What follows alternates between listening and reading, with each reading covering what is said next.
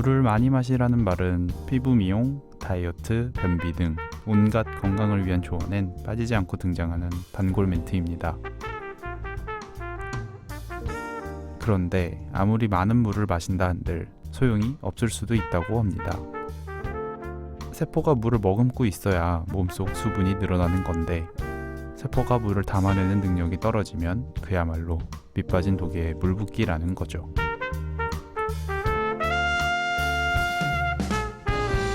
그렇기 때문에 물만 많이 마시는 게 능사가 아니라 세포가 수분을 머금고 있을 수 있도록 과일, 채소 등을 많이 섭취하는 것 또한 중요하다고 합니다.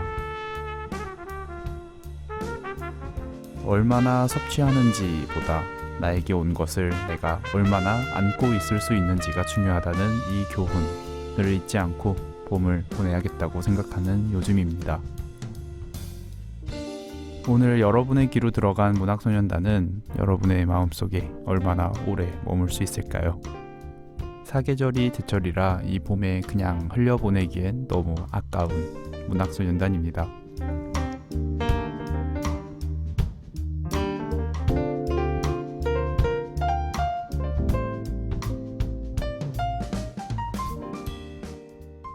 안녕하세요, 문학소년단입니다. 안녕하세요, 로맨스 정입니다. 네, 두 명이 더 있는데 오늘 두 분이 좀 늦게 오신다고 합니다. 네, 맞습니다. 네. 오늘 읽을 책은 뭔가요? 네, 오늘 읽을 책 알랭드 보통이 쓴 불안입니다. 알랭드 보통이라는 작가에 대해서 짧게 소개를 하고 넘어가겠습니다. 1969년 스위스 취리히에서 태어났다고 하고요. 현재 스위스와 영국 이 두 가지 국적을 갖고 있는 이중 국적자라고 합니다. 2008년 런던에 인생학교라는 걸 설립을 했다고 하고, 그리고 이제 설립을 했으니까 뭐 교장님이 되었다고 합니다. 근데 다 해먹네요. 네. 이 인생학교가 뭔가 하니 삶의 지혜와 통찰을 배울 수 있는 어른들의 학교라고 하는데, 뭐 실패 잘하는 법, 사랑을 찾는 법, 사교적인 사람이 되는 법 등의 강조가 있다고 합니다. 그리고 평소에 책을 어렵게 쓰기로 유명한 작가라고 하는데, 뭐 알랭드 보통 너무 유명한 작가니까 그의 저서들 잠깐만 그냥 언급해드리고 갈게요. 왜 나는 너를 사랑하는가? 우리는 사랑일까? 여행의 기술 등의 책이 있습니다. 네. 왜 나는 너를 사랑하는가가 아마 제일 유명한 건가요? 제일 제가 유명한 알랭드 보통 책인 제가 한 번도 안 읽어봐가지고. 저도 이번에 처음이라서. 네, 그리고 불안이라는 책. 매일 경험하는 여러 종류의 불안 중에 사회적 지위와 관련된 불안의 원인과 해결 방안에 대해서 얘기하는 책입니다. 이 되게 논문처럼 쓰여진 책이라서 네. 아예 딱딱 챕터가 너무 깨끗하게 정리가 되어 있어요. 첫 번째 원인, 두 번째 해법. 원인 안에서도 왜 불안을 느끼느냐, 나는 그 이유를 5가지로 정리를 해봤다. 사랑결핍, 속물근성, 기대, 능력주의, 불확실성. 그 다음에 이제 해법에서도 철학, 예술, 정치, 기독교, 보헤미아 뭐 이런 식으로 네. 나름의 해법을 제시한 책이죠. 오랜만에 논문 보는 기분으로 네. 읽었습니다.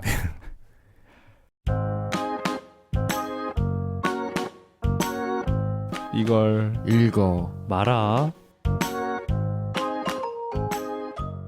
네, 그럼 이 책 읽어야 될까요? 말아야 될까요? 원래 읽어가 노니 씨인데 네. 지각하는 제가 예전에 챈들러 씨 대신해서 한 것처럼 네. 한번 추측을 한번 해보도록 하겠습니다. 첸 노니가 되어서 네. 첸 노니가 되어서 그가 왜 이런 이유를 댔는지 한번 제가 추측을 해보도록 하고요. 네. 말하는 로맨스 정입니다. 네, 알겠습니다. 논의부터 시작을 하죠. 책 제목처럼 일상에서 겪는 불안에 대해 한 번쯤 깊게 생각해보게 하는 책이다. 그다음 읽지 말아야 할 첫 번째 이유입니다. 저처럼 그 알랭드 보통이 네. 그 말랑말랑한 로맨스물 작가인 줄 알았던 사람이라면 저도 그런 줄 네, 알았어요. 아마 뒤통수를 제대로 통수각이다. 아니, 이름도 어떻게 보통이라 가지고 네. 무슨 정말 로맨스 잘 쓰게 생겼는데. 네. 그리고 이름이 저는 알랭드 보통인 줄 알았어요. 그러니까 두 단어에 두 번 끊어 있는 줄 알았는데 알랭드 보통이라고. 아무튼 저는 통수 맞았습니다. 네. 네, 논의가 이 책을 읽어야 하는 두 번째 이유입니다. 독서 토론에서 이야기할 거리가 참 많은 책입니다. 그만큼 우리에게 많은 질문거리를 던져주는 책입니다. 이게 약간 인생학교 약간 교과서 그렇죠. 뭔가 그런 것 같아요. 이거 또 책 팔아먹으려고 네, 인생학교 세웠나? 교수가 자기 책 강매하는 것처럼.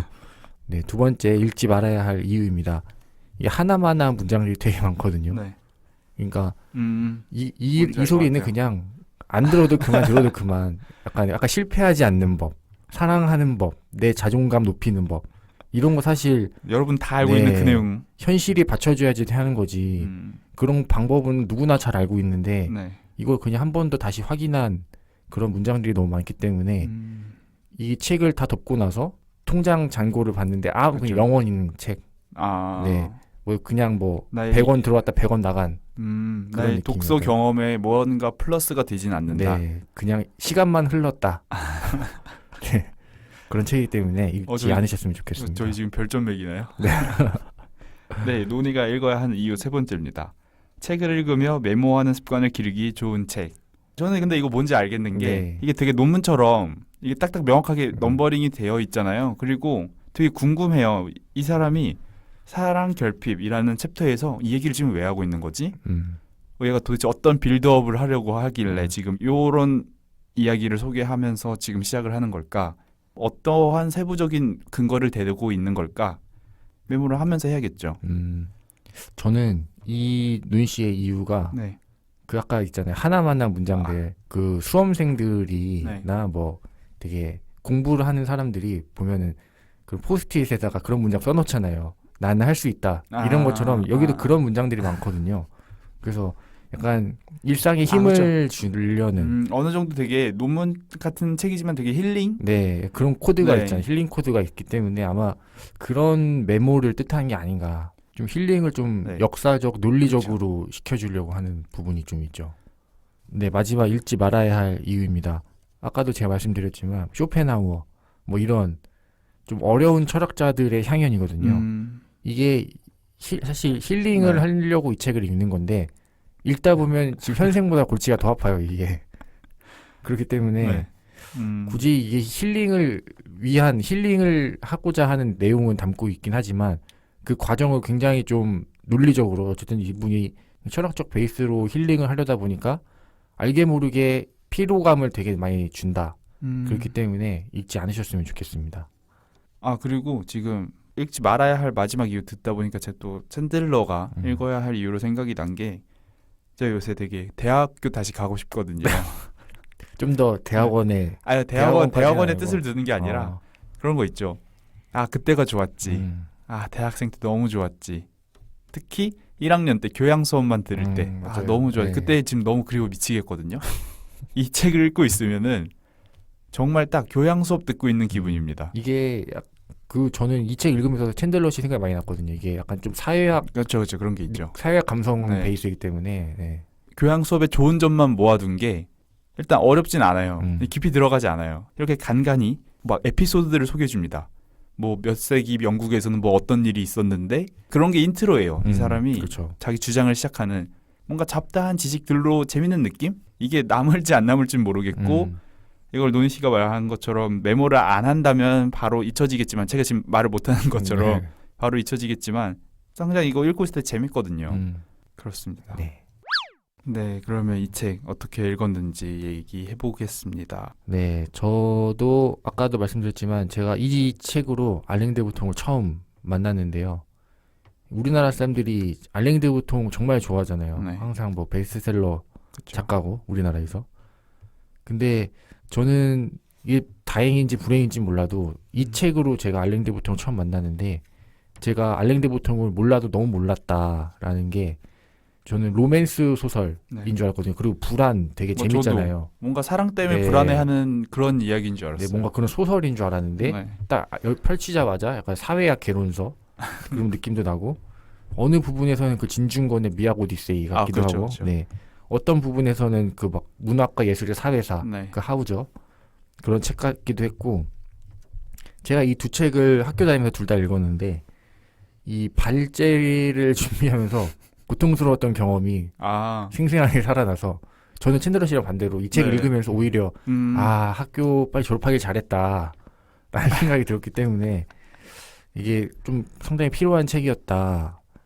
뭐 읽으면서 그래 뭐 맞는 얘기지 이렇게 끄덕끄덕 하는데 막상 끄덕끄덕 하는 게 이제 뭐 납득의 이유도 있지만 끄덕끄덕하면 동시에 제 머릿속에 들어왔던 게 동시에 털어져 나가는 그런 책이었습니다. 네. 챈들러 씨는 네, 어떻게 챈들러는 보셨나요? 너무너무 반가웠어요. 근데 아까도 말씀드렸다시피 대학교에 다시 온 것 같은 착각.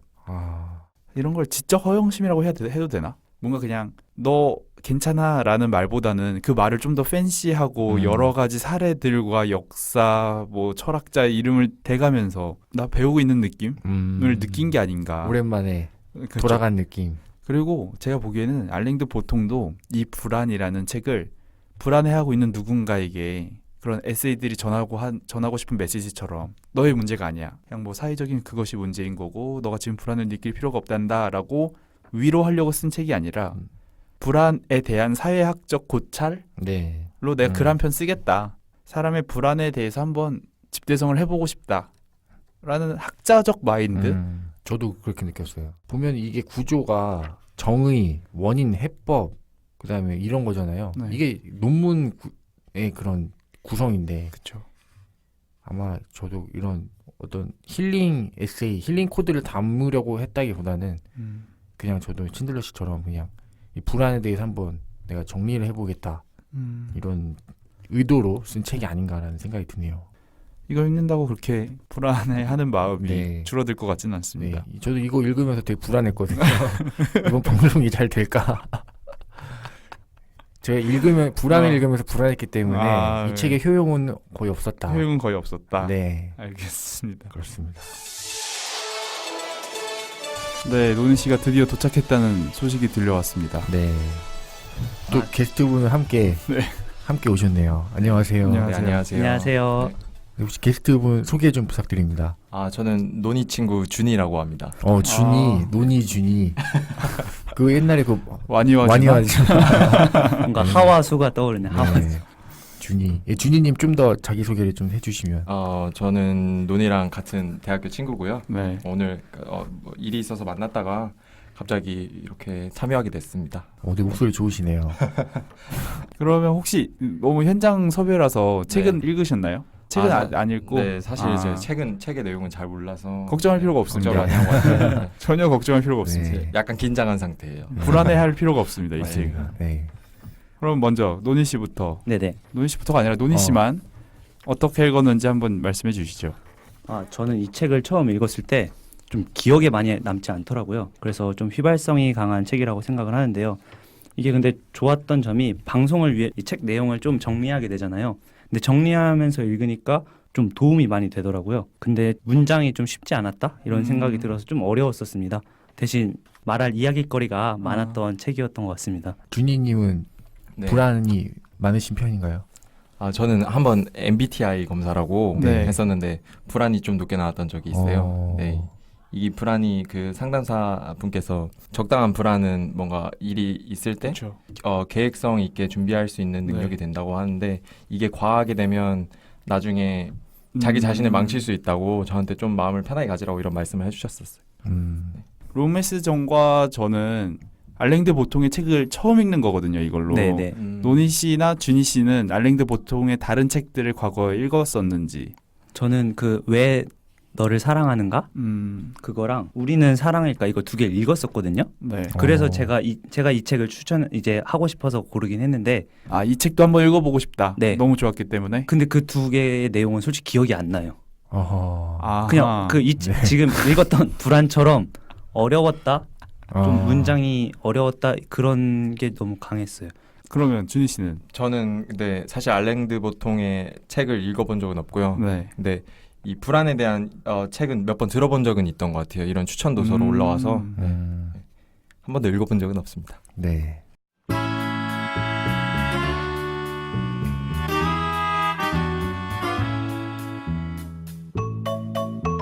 연관 검색어.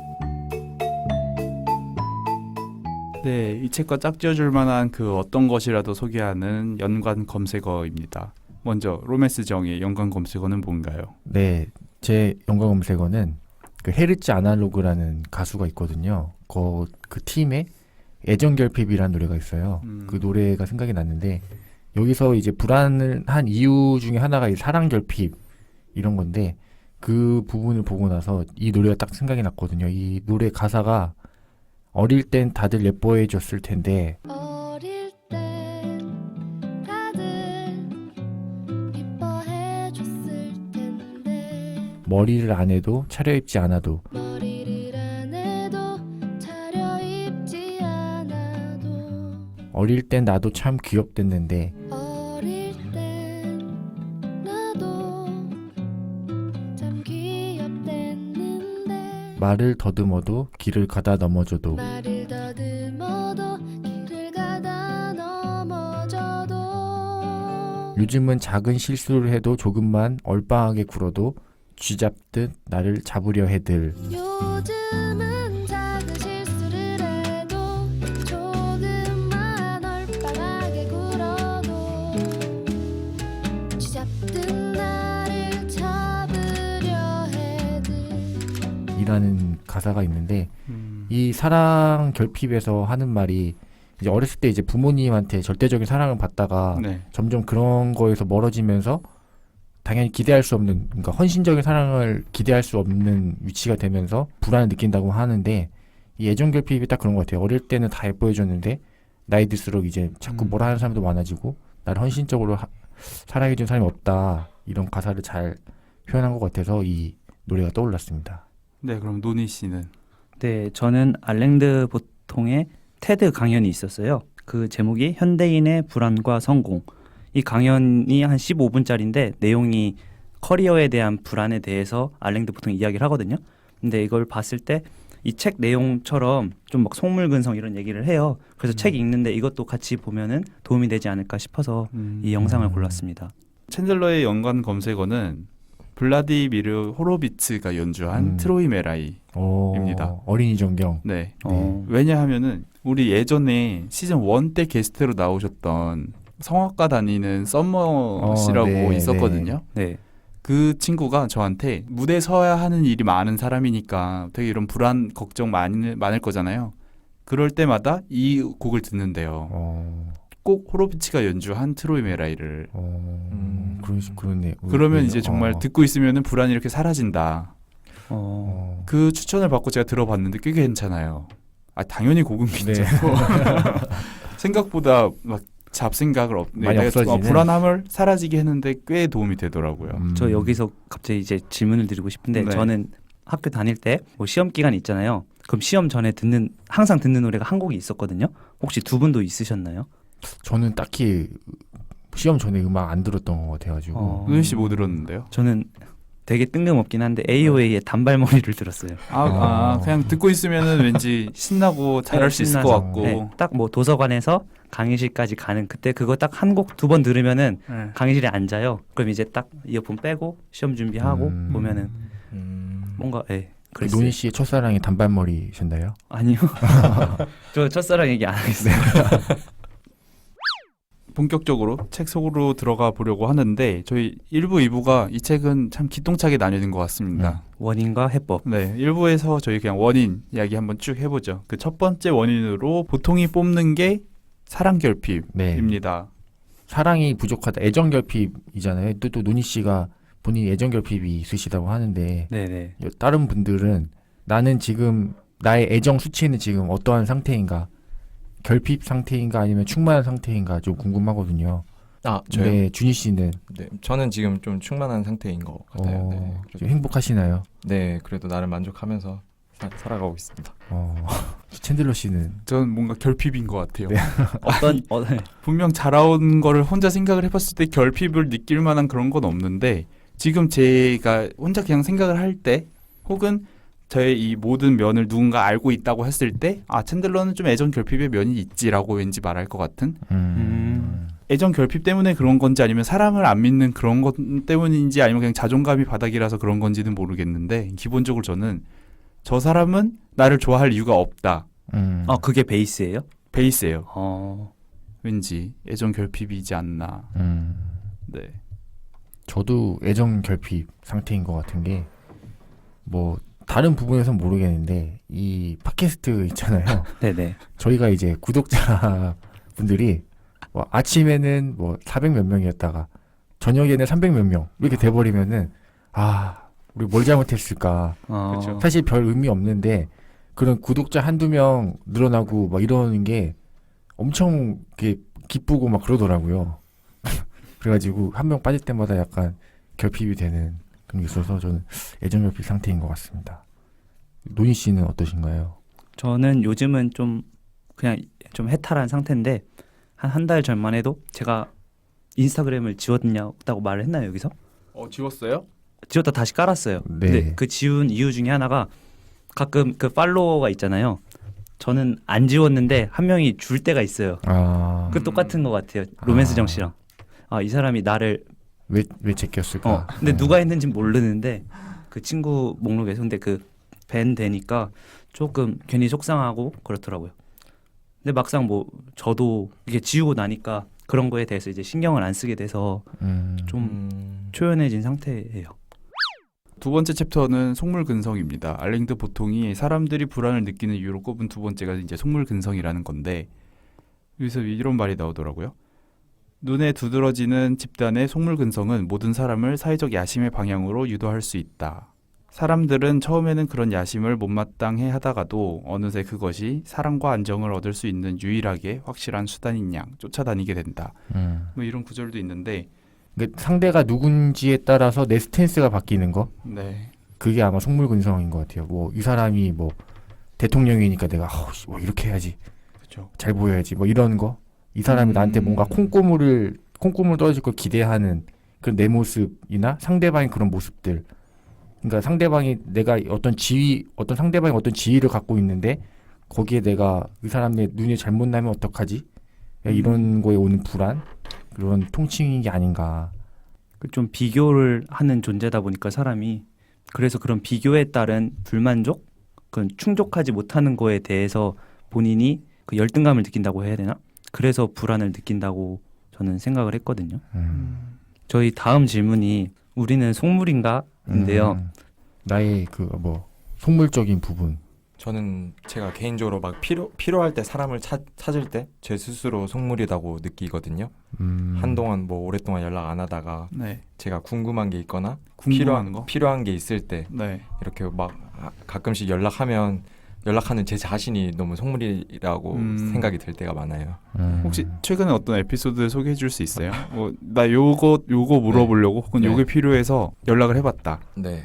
사실 한 2년 정도 네. 연락을 안 했던 선배가 있어요. 네. 네, 근데 제가 그 선배가 다니고 있는 회사에 대한 정보를 좀 얻고 싶어서 최근에 연락을 드렸었는데 네. 그 제 자신한테 너무 쑥스러운 거예요. 그래서 마침 오늘 만났는데 그 얘기가 나와가지고 뭐라고 하던가요? 제가 먼저 얘기를 했죠. 갑자기 이런 일로 해서 연락을 여보 해서 미안하다. 약간 그럴 때 제가 속물이라고 느끼는 것 같아요. 저는 좀 그런 거 있잖아요. 뭐 그냥 원래부터 좀 뭐랄까, 원래부터 좀 부유했던 친구들. 네. 그러니까 지금 별 생각은 안 하고 사는 것처럼 SNS에 나오고, 그들도 물론 고민이 있겠지만 네. 뭐 SNS에 그냥 뭐 여행 자주 다니고 뭐 그냥 부모님이 주신 돈으로 잘 행복하게 사는 그런 친구들 보면서 그 친구들을 보면서 제가 약간 좀 그런 생각을 하는 거죠. 진짜 저 사람 속물 같다. 그렇게 생각하는 제 자신이 되게 속물 같은 거.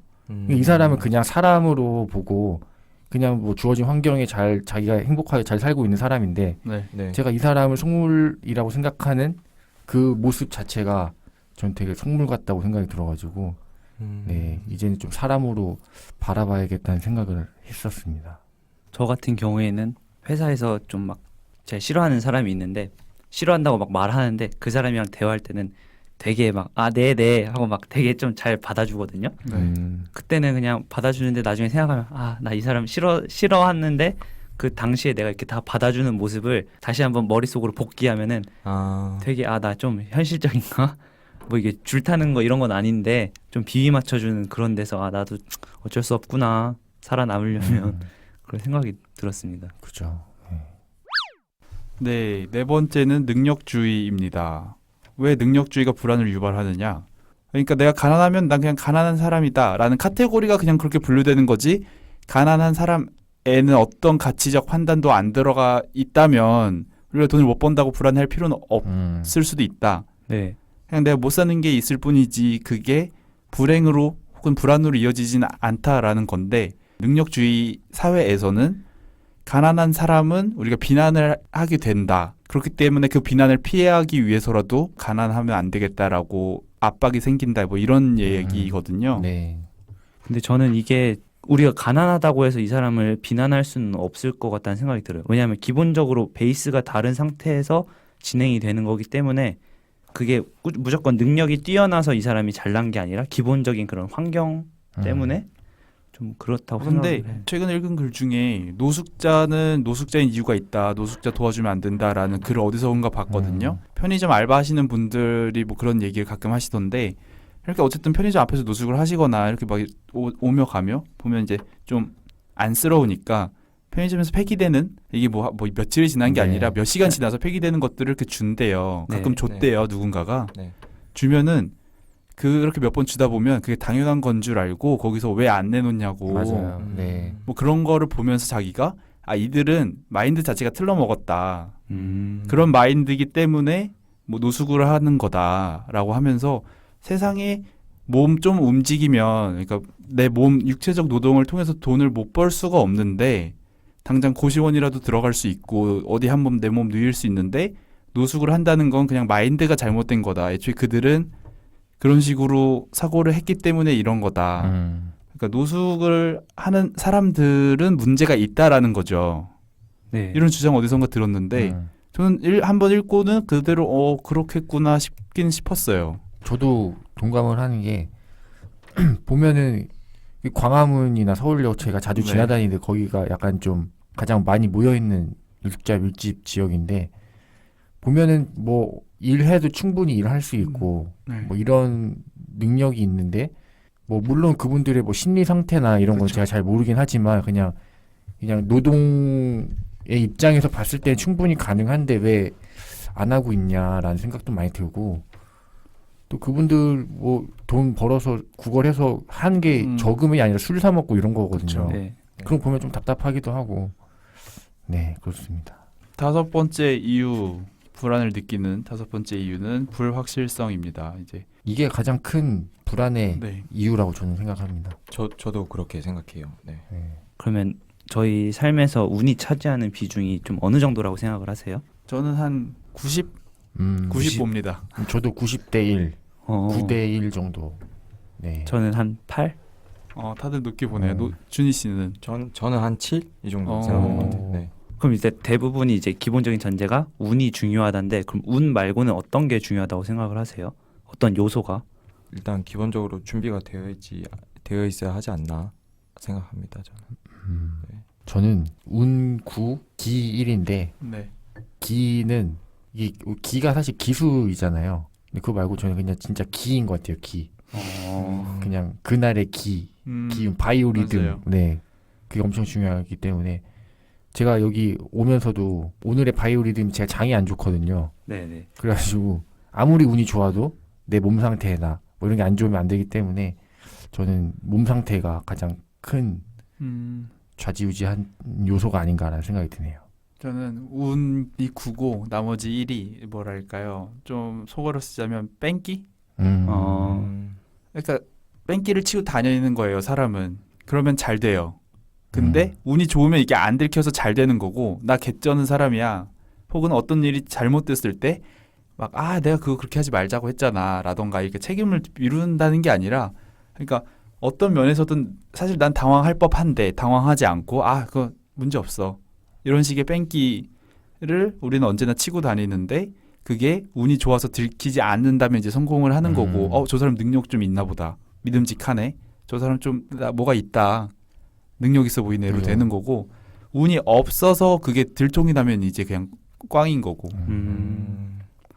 그 청담동 주식 부자 그분 있네요. 저는 약간 긴장하는 정도? 제가 좀 긴장을 진짜 많이 하는 편이거든요. 그래서 막 준비도 그냥 다 막 외워요. 뭘 이렇게 뭐 질문하는 상황이나 면접 네. 보는 상황에서 질문을 다 외워서 그냥 이렇게 찌르면 나오게. 네, 편하게 말할 수 있을 정도. 그래서 제가 처음 녹음할 때 그런 말을 했었잖아요.